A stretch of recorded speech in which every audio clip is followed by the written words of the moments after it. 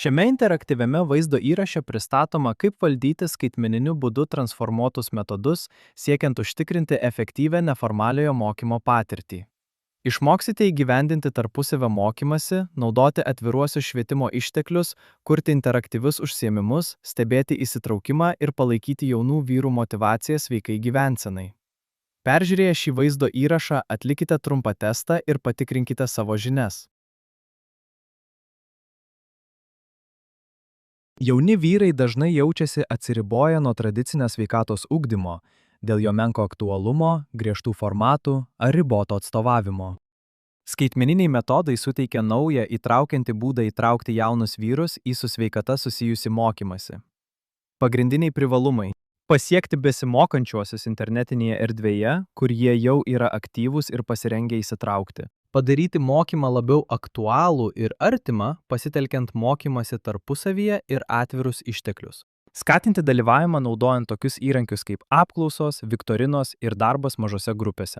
Atspindėti mokinių nuomonę siekiant ugdyti atsakomybę ir motyvaciją. Pereiti nuo pasyvaus klausymosi prie aktyvaus bendradarbiavimo siekiant ilgalaikio poveikio. Skaitmeniškai transformuoti metodai siūlo naują požiūrį, leidžiantį jaunimo darbuotojams susitikti su besimokančiaisiais ten, kur jie yra, internete, prisijungę ir pasiruošę bendrauti. Mokymasis tarpusavyje yra galinga priemonė jaunimo darbuotojams, siekiantiems skatinti motyvaciją ir ryšį tarp jaunų vyrų. Skatindamas bendrą patirtį ir abipusę paramą, mokymasis tarpusavyje sukuria erdvę, kurioje jauni vyrai jaučiasi išgirsti, vertinami ir įkvėpti vienas kito pažangos. Tai paverčia mokymasi bendradarbiavimo kelione, o ne individualia užduotimi. Grupiniai iššūkiai, pasakojimai mažose grupėse ir internetiniai forumai padeda jauniems vyrams dirbti dėl bendrų tikslų ir apmastyti savo asmenines keliones. Šie metodai skatina atsakomybę už savo gerovę ir puoselėja augimo bei palaikymo kultūrą.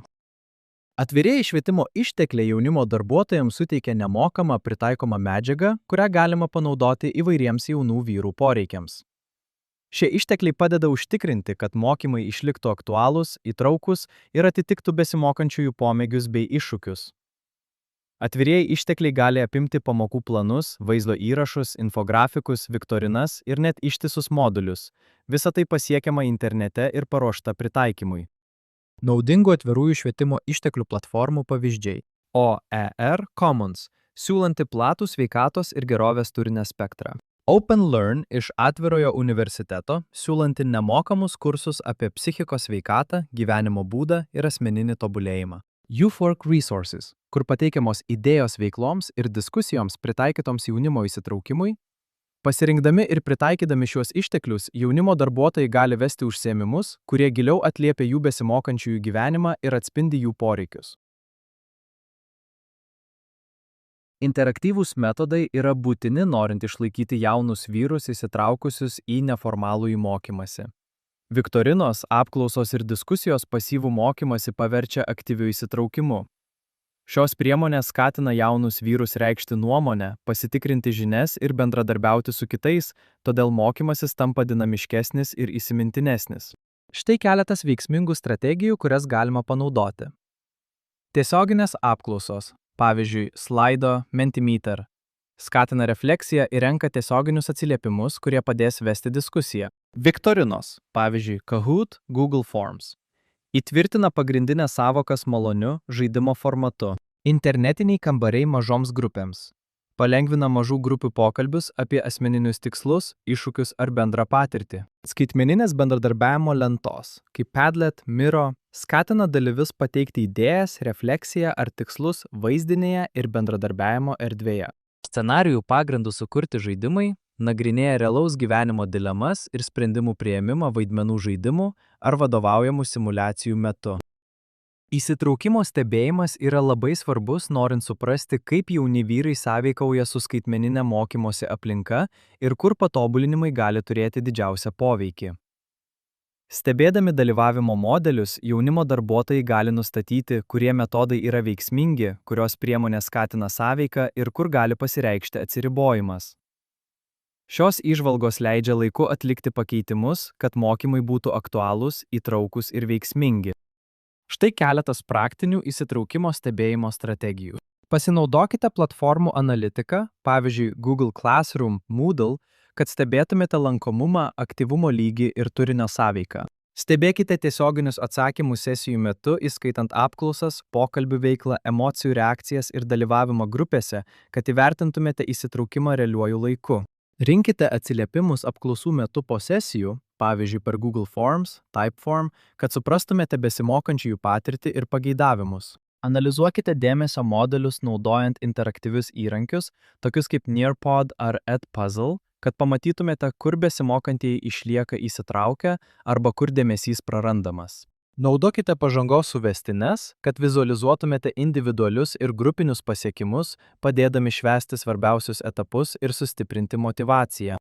Išlaikyti jaunus vyrus motyvuotus po mokymo sesijos yra labai svarbu, kad įkvėpimas virstų ilgalaikiais pokyčiais. Skaitmeninis mokymasis gali sužadinti susidomėjimą, tačiau be tolesnių veiksmų ši energija dažnai išblėsta. Jaunimo darbuotojai atlieka itin svarbų vaidmenį, padėdami besimokantiesiems išlikti susijusiems su savo tikslais ir toliau taikyti tai, ko išmoko. Skaitmeniniai patikrinimai.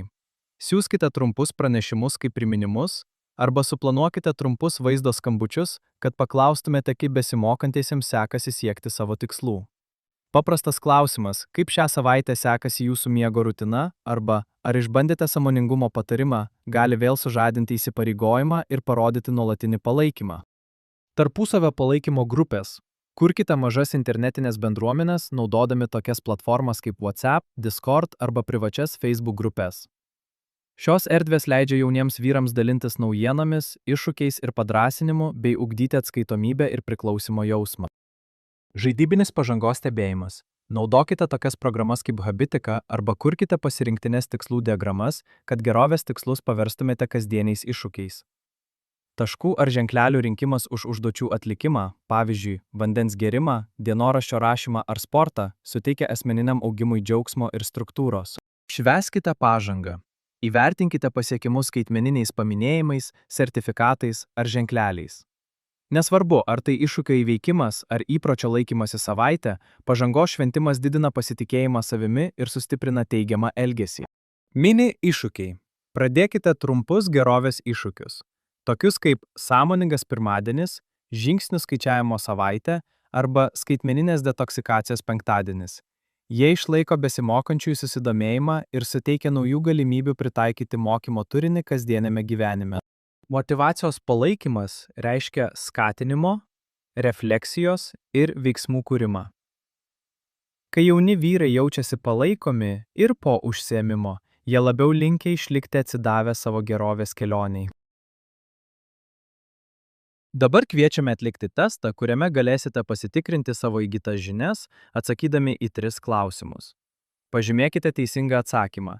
Nepaisant to, ar pasirinkote teisingai ar neteisingai, jums bus pateiktas atsakymo paaiškinimas. Pradėkime.